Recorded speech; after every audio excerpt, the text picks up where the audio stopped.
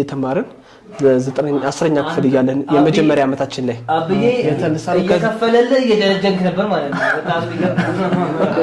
ማለት ዛሬ ለዚህ ፍቅርና ለዚህ መስዋዕትነት አብዬ ከፍለሃል ያሳለፍከው ድሮ የከፈልከው መስዋዕትነት ዛሬ እዚህ ጋር ተጠቀመ በገንዘብ የከፈለው ማለት በገንዘብ ነው ዛሬ እዚህ ፍቅር ያቆምከው ስለዚህ ይሄኛው ፎቶ ጂቫ ትምህርት ቤት እያለን ከትምህርት ቤት ሁለታችንን በታክሲ ይያት ስንመጣ በአጋጣሚ ሰፈራችንን